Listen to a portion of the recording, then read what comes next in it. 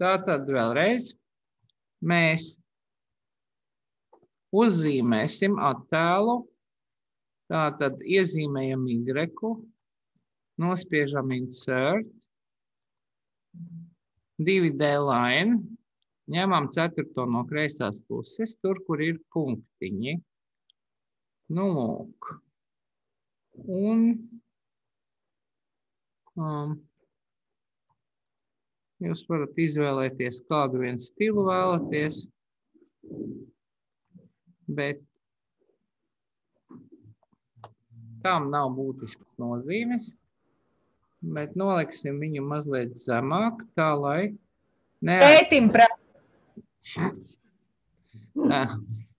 tā lai neaizsēdz mūsu datus. Tā, insert, 2D line, šito te bildi. Ja, tā tad noliksim apakšā. Tā. Nu, un tagad sāksies nopietnas lietas. Tātad, tad, kad mēs stāvam uz attēla,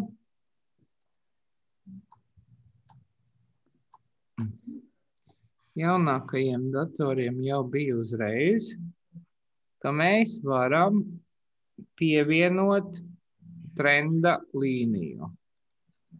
Tātad, to var izdarīt dažādos veidos ar labo taustiņu.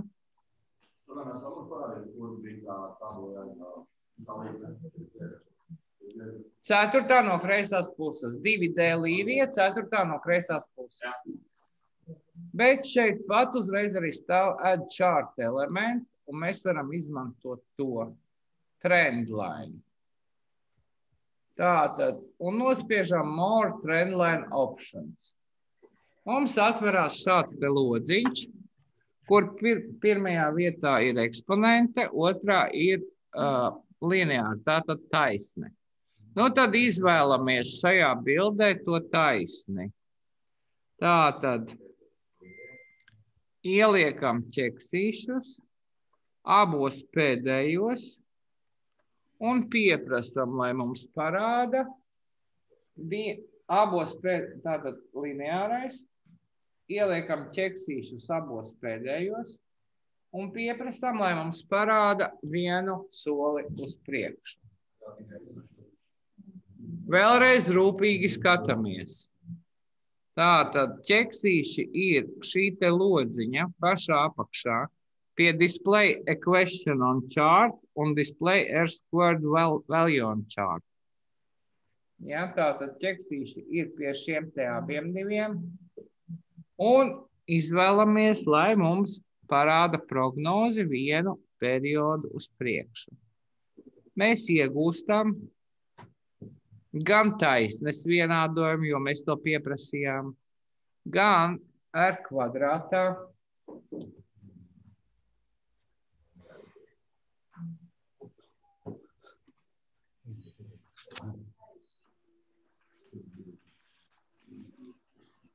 Gan taisnes vienādojumu, gan R kvadrātā vērtību, gan arī prognozi.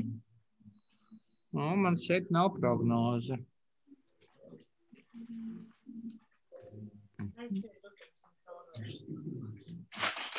Labi. Tātad, ko nozīmē R kvadrātā vērtība?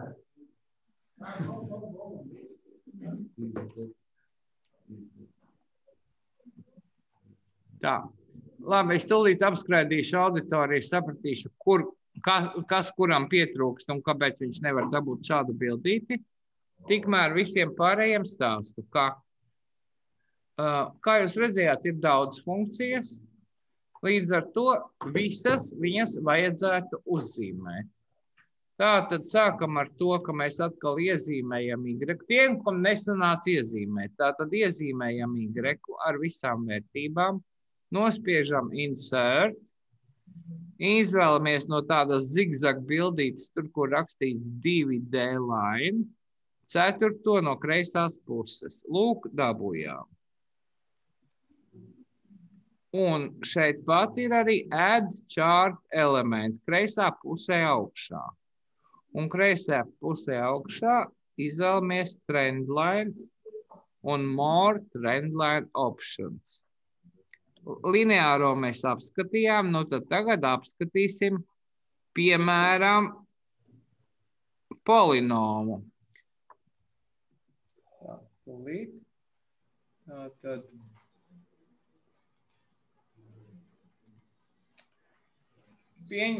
piemēram, polinomu. Tad, kad izvēlamies polinomu, labajā pusē ir pakāpe. Augstākā, kuru viņš piedāvā, ir 6. pakāpes polinoms.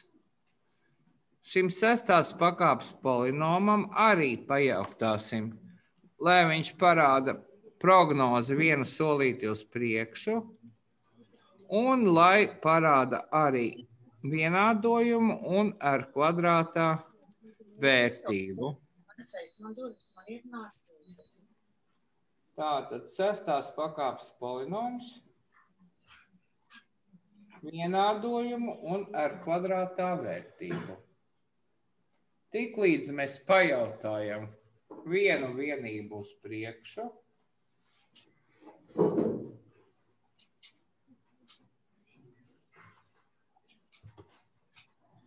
tad jūs redzat, kas notiek.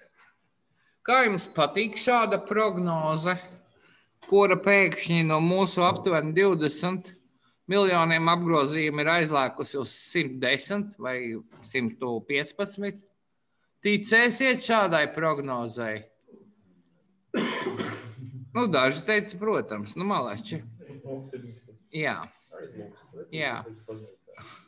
Tāpēc es šo neizvēlētos. Es nomainītu šo te pakāpi uz 5. un skatītos, vai 5. pakāpe man patīk. Arī nē. Bet 4. jau varētu arī derēt. Tātad šo 4. es atstātu. Nu, lūk, šādi izmēģiniet lūdzu visas funkcijas, izņemot moving average, jo tad, kad jūs izvēlaties moving average, tā ir mūsu slīdošā vidējā, tā ir iepriekšējā metode, un tā nav funkcija, tāpēc jūs tur nevarēsiet salīdzināt ar citām metodēm. Paskatāmies tātad trendline, more trendline options. Paskatāmies, kas notiek ar polinomu 4. pakāpi. 4. pakāpe izskatās diezgan labi. Ja, šo es vispār dzēšu ārā.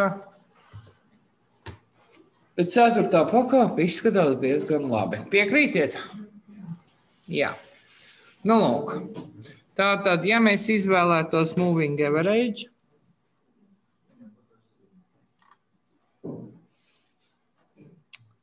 man vajadzētu citu bildīti un mēģināt izvēlēties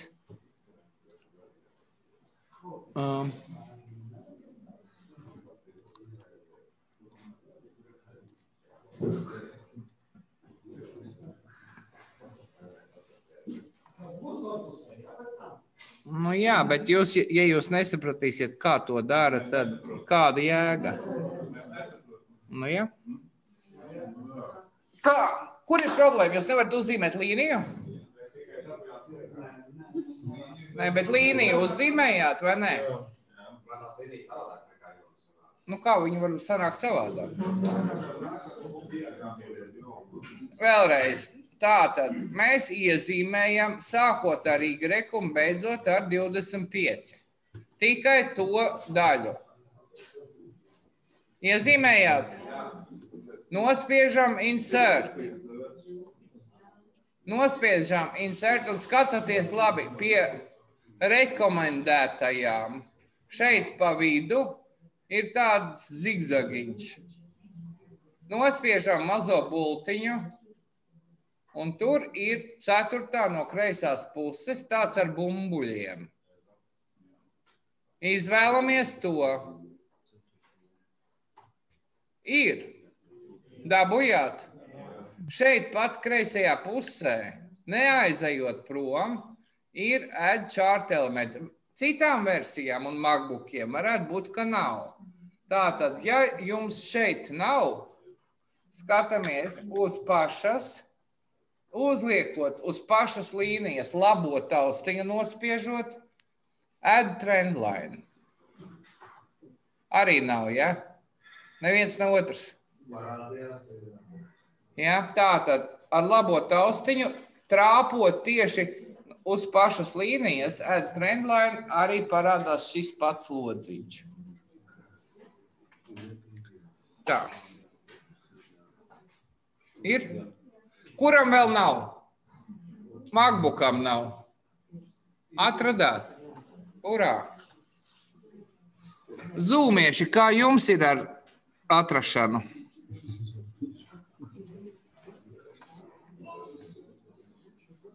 Nu, Viss kārtībā. Tikāt galā? Vai cik labi? Jā. Tā. Nu, lūk. Tā tad.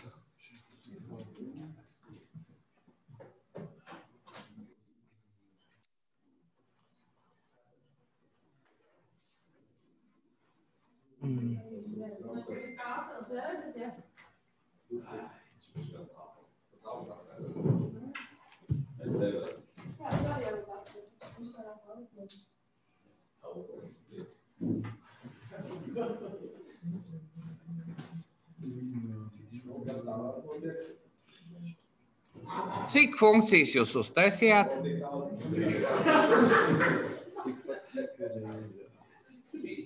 Tikpat, cik tur ir, arī labi. Ne jau visi tik tālu tikuši. Tā tad es esmu uztaisījis šobrīd 3. pakāpes polinomu, 4. pakāpes polinomu, vēl vajadzētu 2. pakāpes polinomu. Tātad polinomi. Re, kur ir 2. pakāpe? 2. pakāpe man arī vajadzīga. Es ņemu vienu solīti uz priekšu. Forward 1. Tur, kur rakstīts forward, tur no 0 ir jāizmaina uz 1. Un ķeksīši abos pēdējos, lai viņš parāda vienādojumu un R kvadrātā. Jā. Add chart element, trendline, more trendline options. Polinomial. Vai pietiekami lēni? Order 3. Atradāt polinomiālu un labajā pusītē order 3. Izmainām uz 3 līdz 8. Man vairāk pa 6 nedod. Nekā 8, bet man tas uz priekšu prognozi neparāda. Forward 1.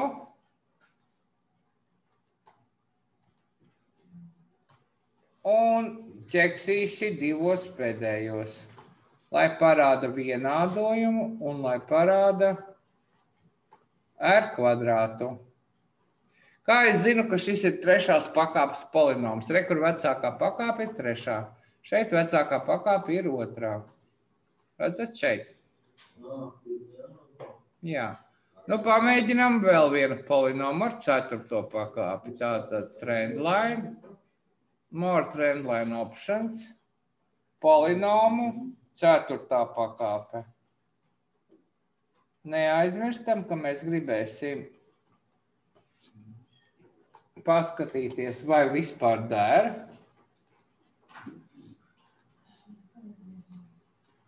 Un ka mēs gribēsim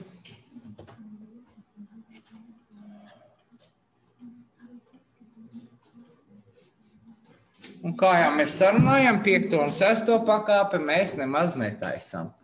Kā labi redzams, tad 2. un 3. pakāpei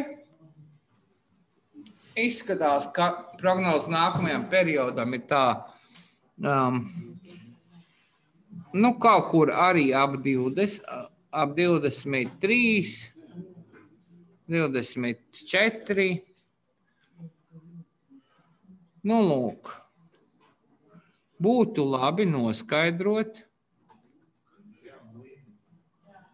kādu tieši tad, kura tieši no šīm te prognozēm ir vislabākā. Un, lai to noskaidrotu, uzmanību, lai cik kurš būtu uztaisījis, sākam pētīt R kvadrātā. Visām bildēm, kādas mums ir, mēs pētam R kvadrātā. Skatoties uz polinomu bildi, R kvadrātā, otrās pakāpes polinomam ir 0,61, trešās pakāpes 0,61, ceturtās pakāpes 0,64. R kvadrātā ir korelācijas koeficienta kvadrāts, jeb determinācijas koeficients. Tas nav būtiski. Būtiski ir tas, ka jo tuvāk vieniniekam, jo modelis labāk aproksimē reālos datus. Jo tuvāk vieniniekam R kvadrātā, jo tas ir labāks. Jo labāk viņš apraksta reālos datus. Tātad mēs meklējam to modeli, kam šis determinācijas koeficients R kvadrātā ir vistuvāk vieniniekam. No tiem, kurus jūs esat paguvuši uztaisīt, kuram tad ir vislabākais R kvadrātā?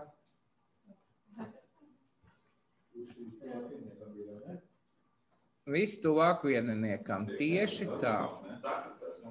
Ja jūs būtu uztaisījuši 5. un 6. pakāpes polinomu, tie būtu vēl labāki. Tāpēc, ja jūs aizmirsīsiet pieslēgt galvu šajā brīdī, tad jums arī sanāks visādas muļķības. Izvēloties modeli, mēs pirmkārt vizuāli apskatāmies, vai mums derēs prognoze 110, un tikai pēc tam sāksim kaut ko domāt. Labi, un tātad mums ir labākais modelis. Viņš ir 4. pakāpes polinoms, un mēs viņu mēģināsim izmantot prognozēšanā. Tas ir noskaidrot precīzi šo te vērtību. Mēs aizejam uz to bildi, kur mums ir 4. pakāpes polinoms, sākot no pēdējā skaitļa līdz vienādības zīmei ieskaitot, nokopējam ar Ctrl+C, nokopējam. R kvadrātā mums nevajag un Y pašu nevajag, bet vienādības zīmi jau vajag. Un blakus tam 20-niekam ieliekam. Vēl Enter nespiežam. Salīdzinam. Kas tad mums ir sanācis pēc kopēšanas? Mums ir sanācis, ka kaut kāds skaitlis x4, bet mums taču vajag reizināšanas zīmi. X vietā mēs liekam šo te vieninieku. Tā tad nodzēšam x vietā rakstam reizināšanas zīmi. Rakstam šo te vieninieku un liekam jumtiņu. Un tagad mums sanāks reizināts ar A2 ceturtajā. Tāpat arī turpinam. Reizināts ar A2 piektajā. Vai, nevis piektajā, bet trešajā, atvainojiet. Plus skaitlis reizināts ar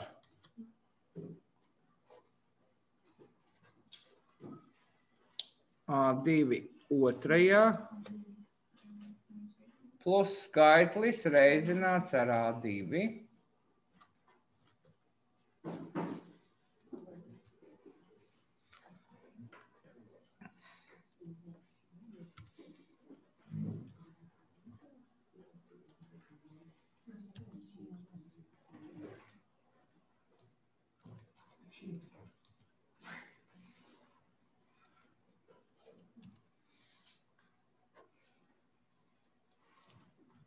Tātad reizināts ar x. Reizināts ar x nozīmē vienkārši reizināts ar A2. Un plus brīvais loceklis. Tātad priekšpēdējam nav pakāpes. Un pēdējais ir tikai skaitlis bez jebkādiem x-iem vai A2. Vai izdevās ierakstīt? Labi, ejam tālāk. Kāpēc es to rakstīju A2? Tāpēc, ka, ja mēs apskatāmies uz mūsu bildi, tad mēs ieguvām vērtību pirmajā periodā. Tālāk, novelkot uz leju, mēs iegūsim prognozi, tātad šo te punktu vērtības, kādas mums piedāvā 4. pakāpes polinoms. 4.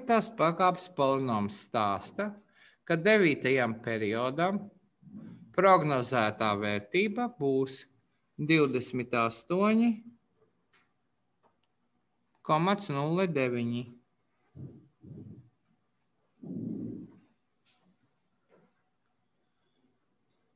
Nu, kā jums patīk šī prognoze? Optimistiska. Pamēģināsim kādu citu polinomu. Pamēģinām 3. pakāpes polinomu. Atrodam, kur ir 3. pakāpes polinoms. Sākot no beigām līdz vienādības zīmei, iezīmējam un nospriežam Ctrl+C un pārnesam Ctrl+V. Nomainam x-us pret reizināšanas zīmi un cellīti A2. X vietā mums ir perioda kārtas numurs.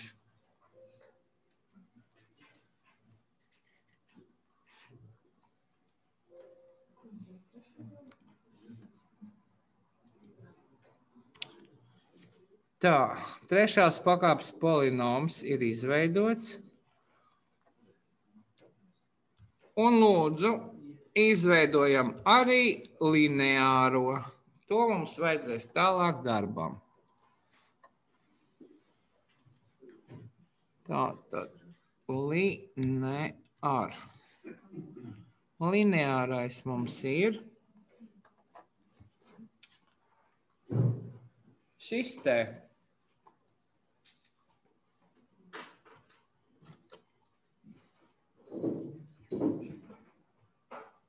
X vietā mēs rakstam reizināšanas zīmi un perioda numuru.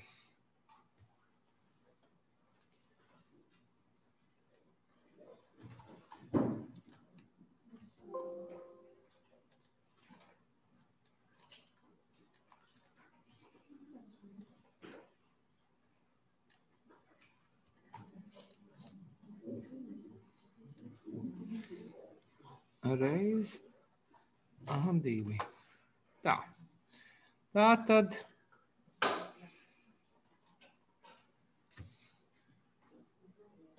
prognoze pēc lineārā modeļa ir 25,6. Varbūt kaut uz C2 uzspiest virs višu. Uz C2. Var. Ok, jo man vienkārši tas pirmais cipars sanāca, bet pārējā man vispār nesanāca. Arī es pats. Un tad jau ir 16 un... Beigas pārbaudiet. Beigas pārbaudiet, jūs esat atstājis pakāpi.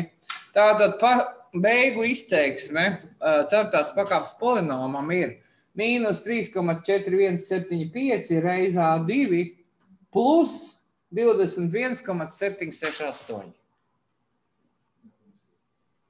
Man atkal jautājums, vai varētu lūdzu parādīt 3. pakāpei? Man 3. pakāpē man nesanāk.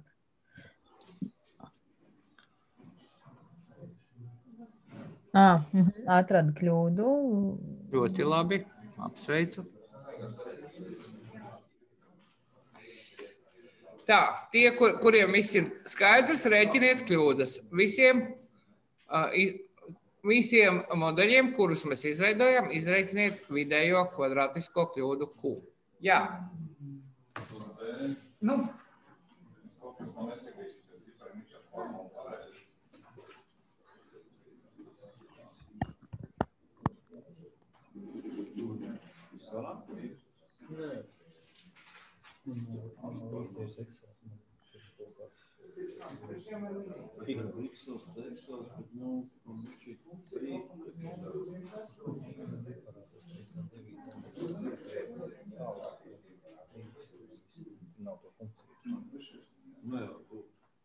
Tas nav Excel. Tā ir Libra. Kāda tā formula bija tam pēdējām lineārajām? Ko? Es to lineārā vienkārši centos to polinomu sakārtot un nepievis tādu lineārā vispār. Nu kā, vienkārši reiz x ir iekļauj reizā 2. Jā. Principā, kurš man reiz? Kurš ir lineārs?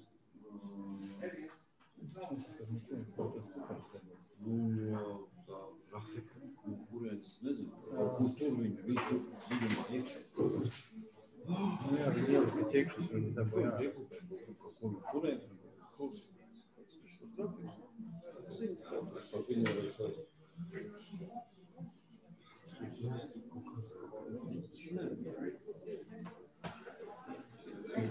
Dabūsiet matemātikas tagad. Šitas tev viss vēl liek.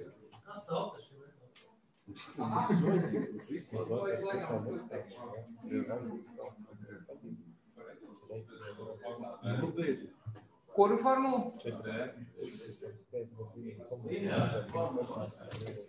Lineārajā formulā, lūdzu. Tātad šo metodi sauca par trenda metodi. Trenda metode. Tendences jeb trenda metode. Un tātad izrēķinām kļūdas 4. pakāpes polinomam, kļūdu 3. pakāpes polinomam un kļūdu lineārajam.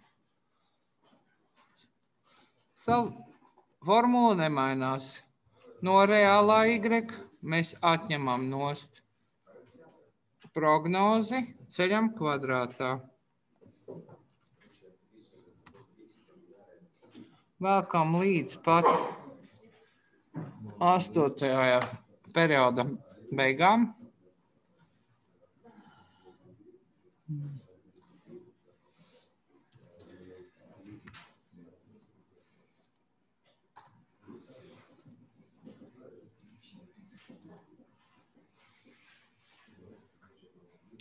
Oi.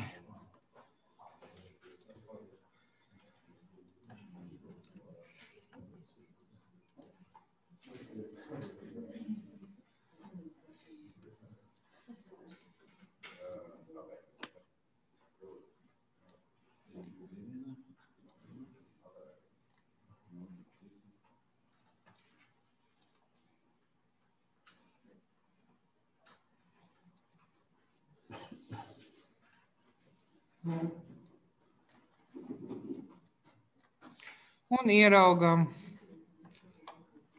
pirmkārt tādu briesmīgu skaitli kā 4e-0,8. Un e nevienmēr nozīmē kļūda. Tas vienkārši ir četrnieks reizināts ar 10⁻8. Tā ka par to nav jāuztraucās.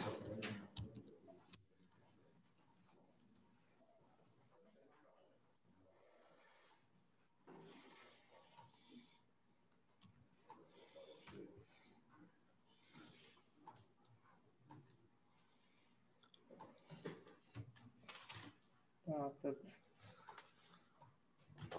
lineārajam.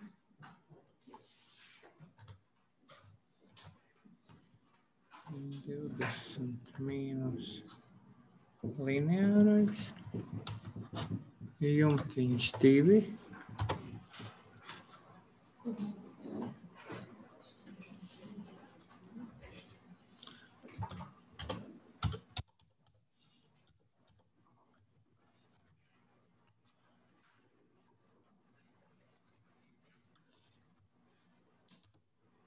Tā, es runāju par šo te skaitli 4e mīnus 0,8. Tas ir tas 0,000 un 8. cipars pēc 0 ir 4.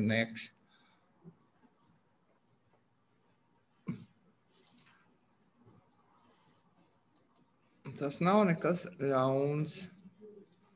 Labi. Tātad mēs esam izrēķinājuši lineārā modeļa kļūdu. Man sanāca 1,67.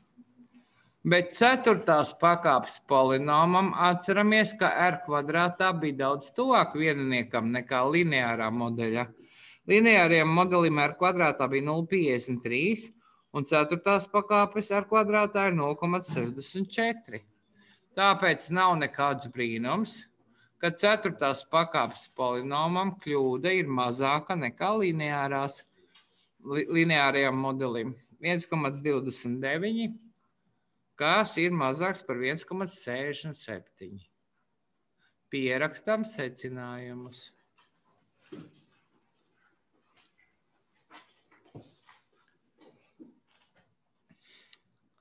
No visiem trenda modeļiem,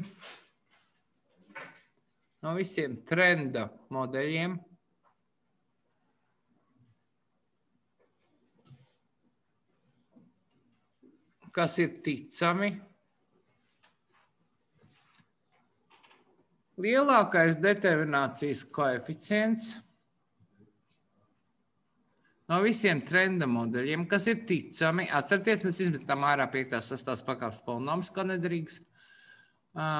Lielākais determinācijas koeficients R kvadrātā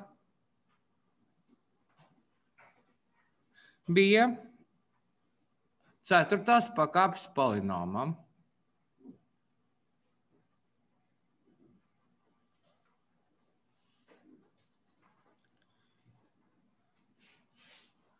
Kuram arī ir mazākā vidējā kvadrātiskā kļūda. Kuram arī ir mazākā vidējā kvadrātiskā kļūda. Pēc šīs metodes prognoze nākamajam periodam ir 28,09 miljoni eiro. Pēc šīs prognozes, pēc šī modeļa prognoze nākamajam periodam ir 28,09 miljoni eiro. Tā, tos beigsies sesija.